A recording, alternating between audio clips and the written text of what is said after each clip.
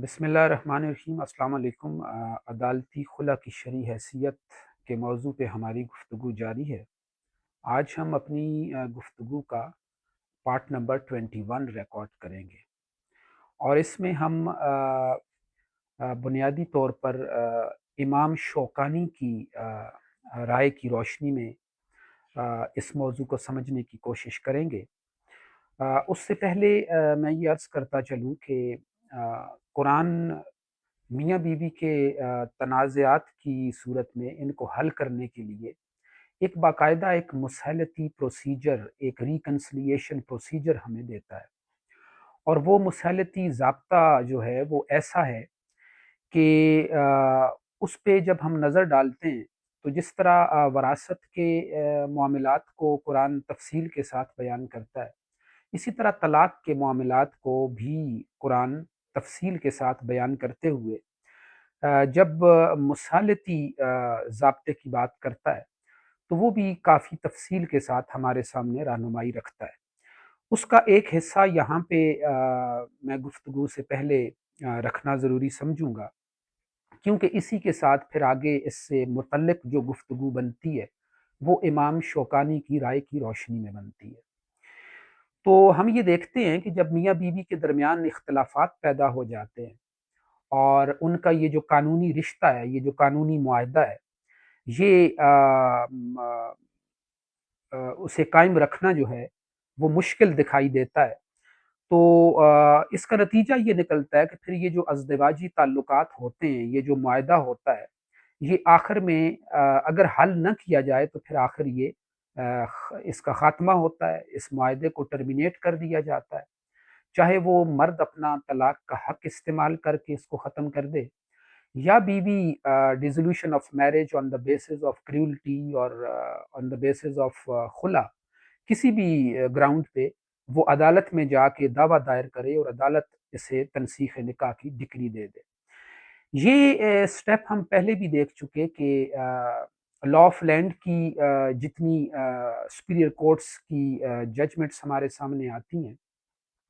چاہے وہ high courts کی ججمنٹس ہوں یا وہ سپریم کورٹ آف پاکستان کی ججمنٹس ہوں، ان کے اندر جو ہمیں میسج ملتا ہے اور جو اصول ملتا ہے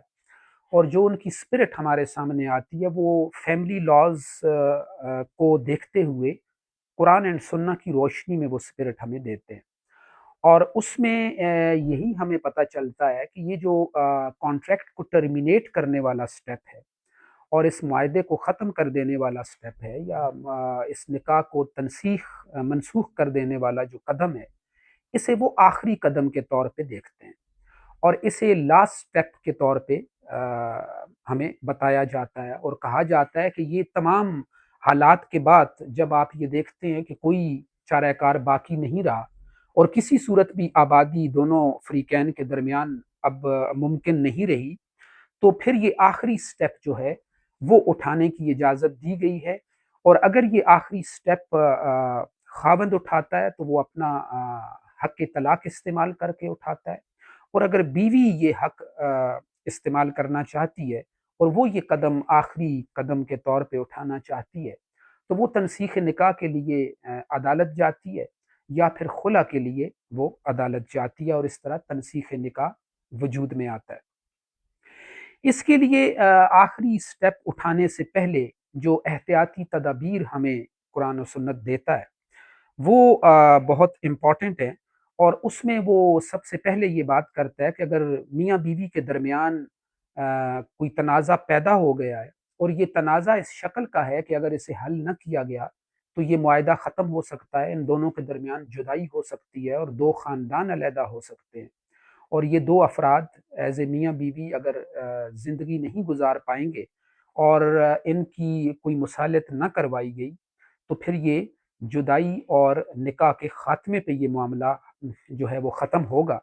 اس سے پہلے قرآن یہ کہتا ہے کہ آپ نے پوری کوشش کرنی ہے کہ یہ معاہدہ باقی رہے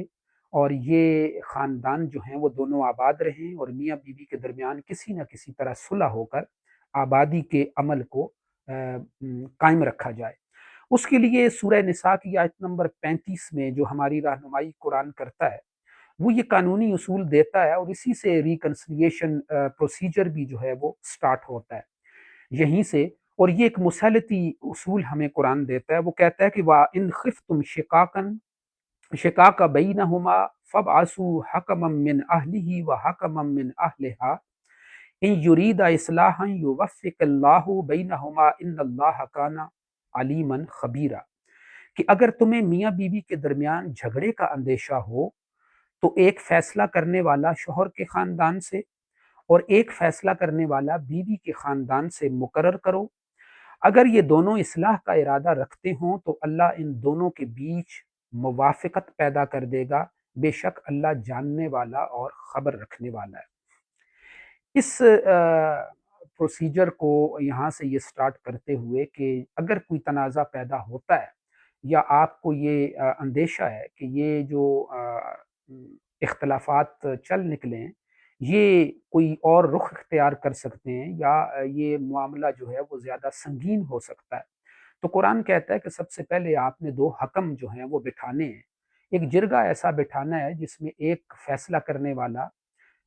جو قوت فیصلہ رکھتا ہو، ایک سمجھدار انسان جو معاملات کو طے کرنے کی صلاحیت رکھتا ہو، وہ ایک شوہر کی طرف سے آپ بٹھائیں گے اور ایک بیوی کی طرف سے بٹھائیں گے اور اس معاملے کو حل کرنے کی کوشش کریں گے۔ اور اس کے بعد یہ سارا پروسیجر آگے بیان کرتے ہوئے کہ وہ جس طرح بھی آپ کوشش کریں گے اور پوری کوشش کریں گے کہ کسی طرح یہ خاندان بچ جائے، لیکن تمام تر کوششوں کے باوجود اگر معاملہ اس نہج پہ پہنچ جاتا ہے اور یہ محسوس ہوتا ہے کہ یہ کسی طور بھی یہ آبادی ممکن نہیں رہی،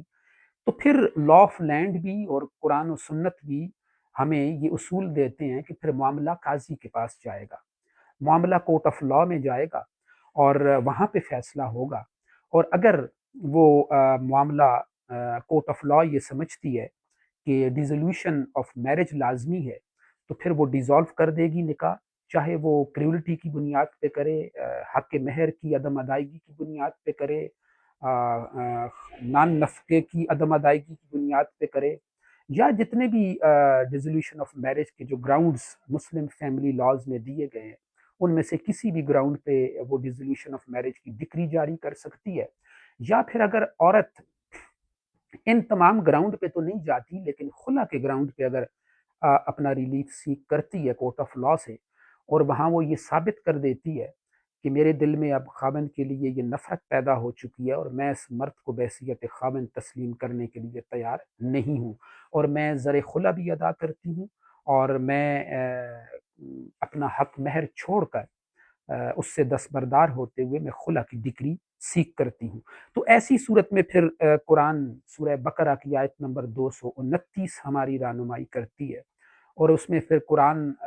عدالت کی مداخلت کو لازمی قرار دیتا ہے اور عدالت سے مخاطب ہوتا ہے، جج سے اور قاضی سے مخاطب ہوتا ہے اور پھر وہ کہتا ہے کہ فَإِنْ خِفْتُمْ أَلَّا يُقِيمَ حُدُودَ اللَّهِ فَلَا جُنَاحَ عَلَيْهِمَا فِيمَا افْتَدَتْ بِهِ، کہ جب تم یہ خدشہ محسوس کرو اور تمہیں یہ خوف ہو، یعنی اس قاضی کو، اس جج کو، اس عدالت کو، اس فیصلہ کرنے والے کو یہ مخاطب ہو کے اللہ تعالیٰ ارشاد فرماتا ہے کہ اگر تمہیں یہ خوف ہے کہ یہ جو میاں بیوی کا کیس، یہ مقدمہ، یہ معاملہ میرے سامنے آیا ہے جس پہ میں نے فیصلہ دینا ہے، اگر تم یہ سمجھتے ہو کہ یہ حدود اللہ کو قائم نہیں رکھ سکیں گے تو پھر بیوی پر یہ کوئی گناہ نہیں ہے کہ وہ کچھ فدیہ ادا کر کے کسی بھی صورت میں زر خلا ادا کر کے وہ خلا کی صورت میں اپنی علیحدگی ممکن بنا سکتی ہے۔ تو ایسی صورت میں اہل علم کی آراء جب ہم ڈسکس کر رہے تھے تو یہ چیز بھی سامنے آئی تھی کہ اگر معاملہ ایسی صورت میں قاضی کے پاس جاتا ہے اور مقدمہ قاضی دیکھتا ہے تو قاضی شوہر کو حکم دے گا کہ اس کو خلا دے دے، اگر شوہر اس کو تسلیم کر لیتا ہے اور خلا دے دیتا ہے تو کچھ اہل علم کہتے ہیں کہ یہ طلاق شمار ہوگی، اور اگر وہ نہیں دیتا تو کچھ علمی آراء یہ بھی ہم نے یہ دیکھی تھی کہ قاضی کو یہ اختیار حاصل ہے کہ وہ زبردستی خلا دلوانے کا حق رکھتا ہے، یعنی اگر وہ دیکھتا ہے کہ بیوی اب کسی صورت بھی وہ اس کے ساتھ آباد ہونے کو تیار نہیں ہے، وہ خلا بھی دینے خلا مانگتی ہے، وہ زر خلا ادا کرنے کو تیار ہے، وہ بدلِ خلا بھی دینے کو تیار ہے، وہ اپنا حق مہر سے دستبرداری بھی کر رہی ہے، اور وہ اس شوہر کے ساتھ اتنی نفرت اس کے دل میں پیدا ہو چکی ہے کہ وہ اس کے ساتھ آبادی پر موت کو ترجیح دیتی ہے، اور وہ یہ ثابت کر رہی ہے کہ میں حدود اللہ کو قائم نہیں رکھ سکوں گی اگر میں اس کے ساتھ بحیثیت بیوی مزید آبادی میں نے اگر اختیار کی تو۔ لیکن خاوند جو ہے وہ بھی کسی طور پہ طلاق دینے کو تیار نہیں ہے، اور وہ اس کی آفر کو ریجیکٹ کرتا ہے۔ تو اہل علم یہ کہتے ہیں کہ قاضی کے پاس یہ اختیار ہے کہ یہاں پہ اس عورت کو اس اذیت سے، اس روحانی اور ذہنی اس خودکشی سے آزاد کروانے کے لیے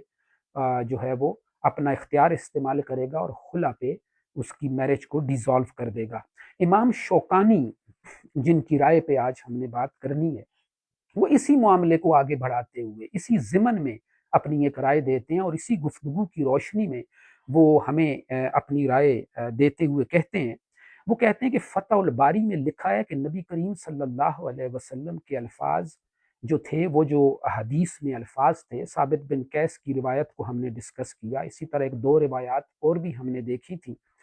تو امام شوکانی کہتے ہیں کہ فتح الباری میں یہ لکھا ہے کہ نبی کریم صلی اللہ علیہ وسلم کے جو الفاظ تھے وہ صلح اور مشورے کے الفاظ تھے،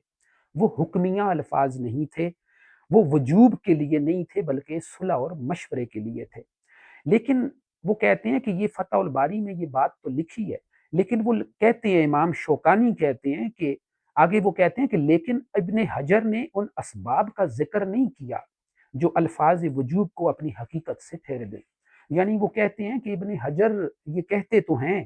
کہ یہ صلح اور مشورے کے الفاظ تھے، لیکن وہ کوئی ریزننگ، وہ کوئی دلائل، وہ کوئی قوی دلیل اور کوئی بنیاد پیش نہیں کر رہے جس سے ہمیں یہ یقین ہو اور ہمارے پروڈنٹ مائنڈ کو یہ بات تسلیم کرتی ہو کہ وہ جو الفاظ نبی صلی اللہ علیہ وسلم کی حدیث مقدسہ میں وارد ہوئے ہیں، جو فرمائے گئے ہیں، وہ مشورے کے الفاظ ہیں، وہ حکم کے الفاظ نہیں ہیں۔ اب وہ کہتے ہیں کہ یعنی اس گفتگو سے ہمیں یہ پتہ چلتا ہے، ان کی اس رائے سے، اس کنٹینشن سے، کہ امام شوکانی کہتے ہیں کہ یہ بات قابل قبول نہیں ہے کہ وہ الفاظ صلح کے اور مشورے کے الفاظ تھے۔ ان کی حقیقت سے کے حقائق کے مطابق اور ان کی کنٹینشن اور موقف کے مطابق وہ الفاظ حکمیہ تھے، مینڈیٹری تھے، اور ان پہ عمل کرنا لازمی ہے۔ وہ آگے چل کے لکھتے ہیں کہ جو اس متعلقہ مسئلے میں جو وارد حدیث کے الفاظ اس بات پر ظاہر کرتے ہیں کہ صرف عورت کی طرف سے جھگڑے کا پیدا ہو جانا خلا کے جواز کے لیے کافی ہے۔ وہ کہتے ہیں کہ یہ جو احادیث